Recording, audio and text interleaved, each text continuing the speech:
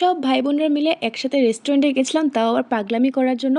তো চলো সেদিনে তোমাদের সাথে শেয়ার করি। So hey everyone, welcome back to my another mini blog. সব ভাই বোন বলতে এদিকে আমি আর আমার কাকার 2 ছেলে আর বৌদি। তাছাড়া আমাদের পাড়ার যে সমস্ত ভাই বোনদের সাথে আমার একটু ভালো বন্ডিং, তাদেরকে নিয়ে চলে গেছিলাম রেস্টুরেন্টে একটু হই হুল্লোড়, মানে বলতে পারো মন খুলে উৎপাত করার জন্য। ওদের সাথে ঘুরতে বের হয়ে আমি ভুলেই যাই আমি যে ম্যারিড।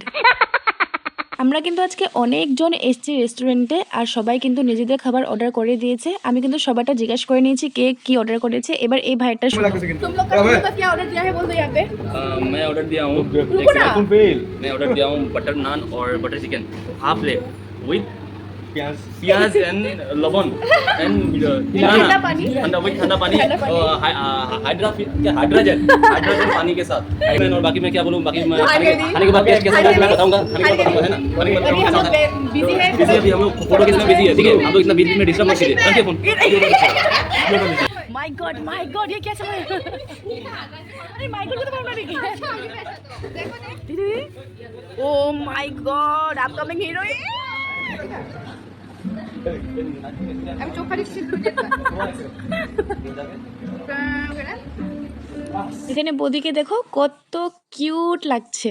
আমি যখনই দুলিয়াজান বাবার বাড়ি যাই তখনই কিন্তু আমি চেষ্টা করি এই ভাই বোনদের সাথে যেন একটা দিন আমি বের করতে পারি, কারণ কি ওদের সাথে সময় পার করে না আমার খুব ভালো লাগে। যদিও প্রতিবার কিন্তু সম্ভব হয়ে ওঠে না, কিন্তু দুর্গাপূজার বিসর্জনের পর এই গেট টুগেদারটা কিন্তু আমরা করিয়েই। এটা কিন্তু আমাদের একটা নিয়মের মতোই হয়ে গেছে। প্রতিবার কিন্তু আরও অনেকেও থাকে, এবার কিন্তু অনেকেও মিসিং আছে, কিন্তু এবার আমরা অ্যাড করেছি আমাদের বৌদিকে। আর বৌদি কিন্তু এখন থেকে পার্মানেন্ট হয়ে গেছে আমাদের সাথে। আর দেখো এদিকে কিন্তু আমাদের খাবারও এসে পড়েছে। বহুত ভালো, তুই বহুত ভালো রে, তুই বহুত ভালো হাজবেন্ড হবে জানো, পুরো হাজবেন্ড ম্যাটেরিয়াল। তোদের বউগুলো বহুত কষ্ট পেবো। খাবারগুলো দেওয়ার পর আমি তো ভিডিও ক্লিপ নেওয়ার জন্য ব্যস্ত ছিলাম, আর এদিকে কিন্তু বৌদি আমাকে সুন্দর করে সার্ভ করেছে। এক তো খিদে পেয়ে গেছিলো, উপর দিয়ে বৌদি এত সুন্দর করে সার্ভ করেছে, আমি আর অন্য কোনো দিকে ধ্যান দিতে পারছি না, শুধু খাচ্ছি আর বৌদির সাথে একটু একটু কথা বলছি। আর সত্যি কথা বলতে খাবারটা কিন্তু অনেক টেস্ট ছিল। রেস্টুরেন্টে বসে যা উৎপাত করার তো করেছি, সেখান থেকে বের হয়েও আমাদের শান্তি নেই।